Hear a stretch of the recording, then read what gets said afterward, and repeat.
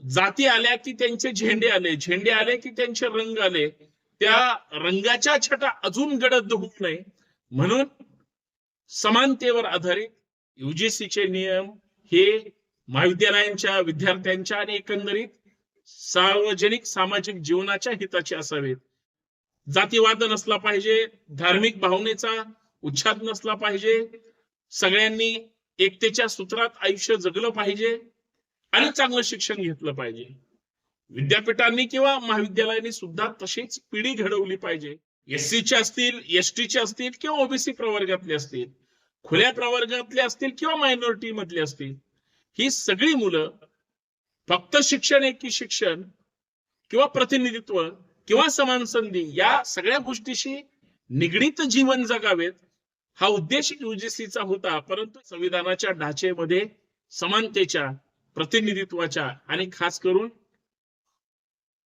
धर्मनिरपेक्षतेच्या तत्वावर मांडला गेलेला आहे. आणि ज्यावेळेस धार्मिक भावनेतून किंवा जातीय भावनेतून त्या चष्म्यातून पाहिलं जाऊ शकतं, त्यावेळेस मग प्रश्न जातीचा येतो आणि जवळचे मित्र सुद्धा जाती वादामुळं हे दूर लोटले जाऊ शकतात.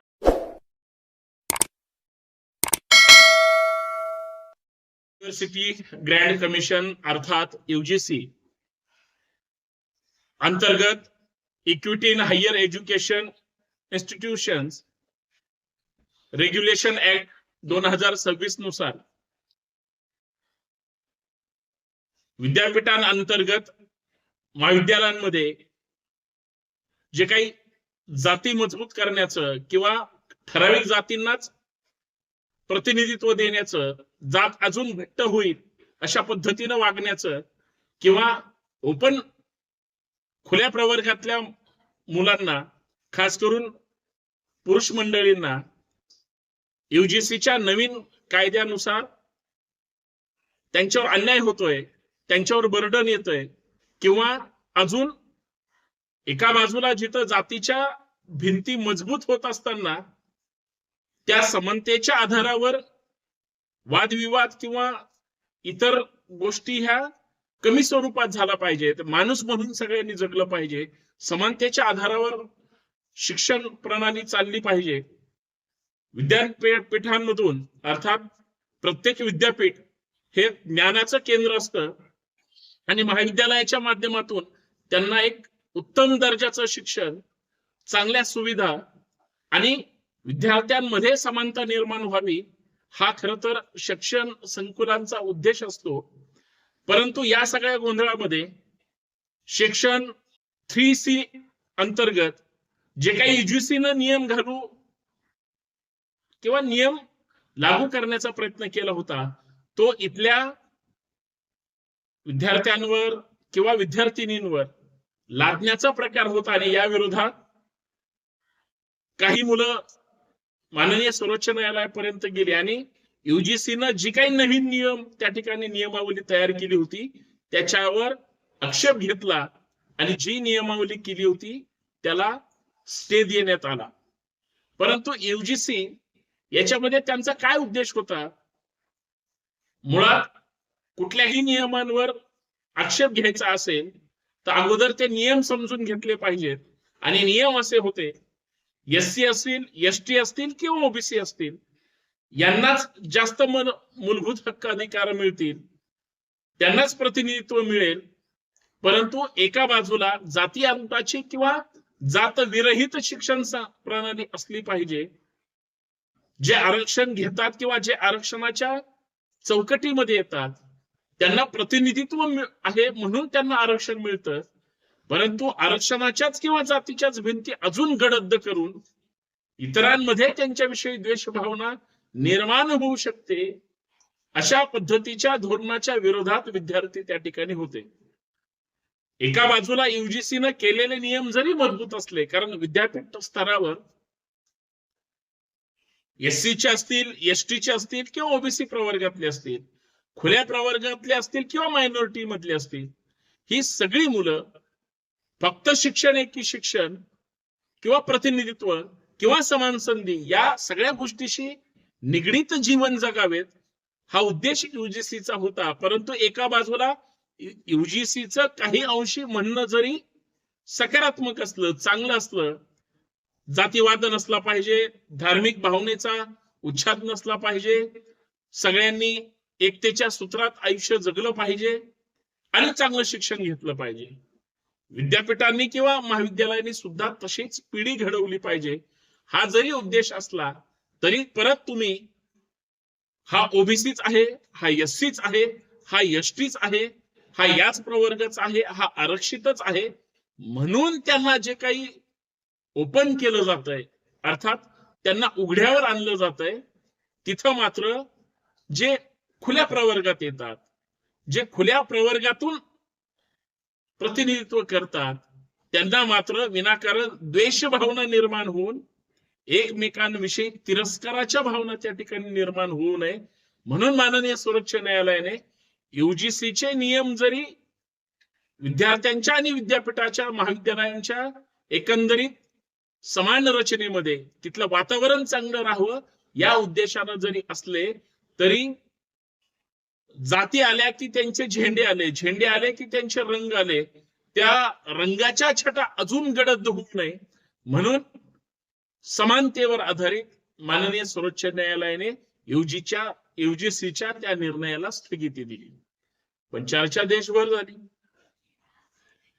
जी मुलं युजीसीच्या या निर्णयाच्या विरोधात माननीय सर्वोच्च न्यायालयात गेली त्यांचा उद्देश एवढाच होता की आम्ही ज्या प्रवर्गातून आहोत याच्याबद्दल आमचं काही मत नाही, परंतु तुम्ही वारंवार आमच्यावर जे काही वेगळे वेगळे गोष्टीच्या माध्यमातून, कारण शेवटी शिकवणारा शिक्षक हा जर जातीयवादी चष्म्यातून बघायला लागला तर आम्ही काय करायचं. विद्यार्थी जातीच्या वर चष्म्यातून तुझ्यापेक्षा मी वरचढ आहे, तो म्हणणार तुमच्यापेक्षा मी वरचढ आहे, या चष्म्यातून ज्यावेळेस हे एकमेकाला पाहतील त्यावेळेस सुद्धा या सगळ्या गोष्टी ह्या वेगळ्या पद्धतीनं त्या ठिकाणी लोकांच्या नजरेसमोर येतील. कदाचित असं म्हणायला सुद्धा वावगं ठरणार नाही.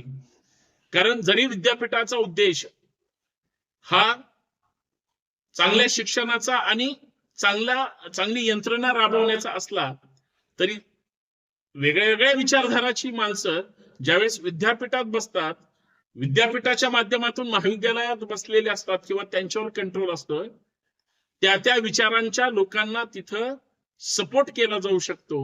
मग जर एखाद्याने ठरवलं जातीवादी विचार पेरायचा तर तो छुप्या पद्धतीनं एक स्लो पॉइझन सारखा छुपा जातीवाद जर पसरवला गेला तर जो मूळ संवैधानिक ढाचा आहे, आमची जी धार्मिक, सामाजिक, आर्थिक, वैचारिक ज्या काही संकल्पना आहेत या कारणामुळं त्या ठिकाणी फेल ठरू शकतात.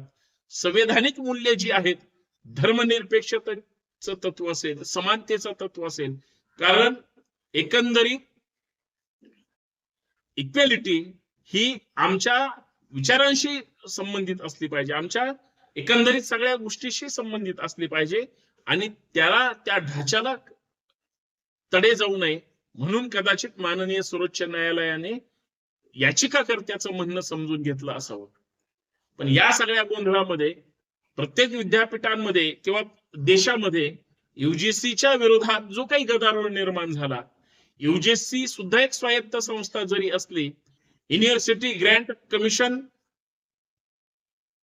म्हणून ती त्या ठिकाणी जरी बसलेली असली तरी एकंदरीत promotion of equality in higher education institutional जी काही सिस्टीम आहे, रेग्युलेशन ऍक्ट जो 2026 आहे, तो मूलतत्वता समतेच्या आधारावर असला पाहिजे, जातीला अजून घट्ट करणारा नसावा. जातीच्या धर्माच्या भिंती ह्या विद्वेषाच्या कारणाने त्या ठिकाणी गडद होताना दिसू नये, इतकी साधी एक समानतेची कल्पना माननीय सर्वोच्च न्यायालयानं समजून घेतली आणि युजीसीला त्या ठिकाणी स्टे दिला.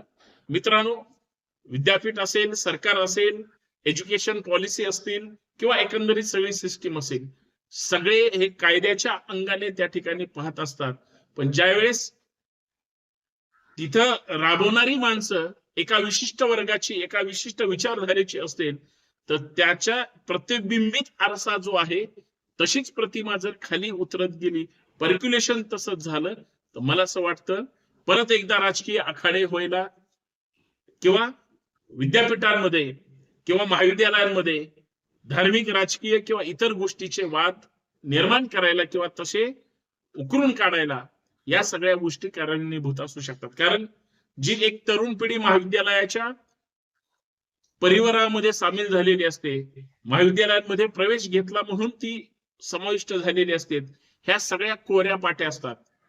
पहिलीपासून 10वी-12वी महाविद्यालयीन शिक्षणापर्यंत ज्या मुलांना, ज्या विद्यार्थ्यांना आपल्या मित्राची जात सुद्धा माहित नसते, फार तर आडनावावरून जात शोधली जाऊ शकते, परंतु ती गडद अशी त्याच्या मनावर कधीच कोरली जात नसते. परंतु ज्यावेळेस धार्मिक भावनेतून किंवा जातीय भावनेतून त्या चष्म्यातून पाहिलं जाऊ शकतं, त्यावेळेस मग प्रश्न जातीचा येतो आणि जवळचे मित्र सुद्धा जाती वादामुळं हे दूर लोटले जाऊ शकतात. हाच विचार खरं तर आपल्या संविधानाच्या ढाचेमध्ये समानतेच्या, प्रतिनिधित्वाच्या आणि खास करून धर्मनिरपेक्षतेच्या तत्वावर मांडला गेलेला आहे. आणि तेच संविधान मान्य सर्वोच्च न्यायालयाच्या निर्णयाच्या रूपाने देशासमोर आलं असं म्हणलं तर वावगं ठरणार नाही. युजीसीचे नियम हे महाविद्यालयांच्या विद्यार्थ्यांच्या आणि एकंदरीत सार्वजनिक सामाजिक जीवनाच्या हिताचे असावेत. शेवटी प्रत्येक संस्था ही शैक्षणिक संकुलाला एक चांगली उभारी देऊन आपल्या तरुण पिढीला, मग ते मुलं असो किंवा मुली, राज्याच्या, देशाच्या आणि जगाच्या पाठीवर आपलं नाव मोठं करणाऱ्या असाव्यात, त्यांचं आयुष्य उद्ध्वस्त करणाऱ्या नसाव्यात. आणि तशी पायाभरणी सुद्धा होऊ नये, इतकं साधं सरळ मत हे या माध्यमातून मांडण्याचा माझाही प्रयत्न असेल. धन्यवाद.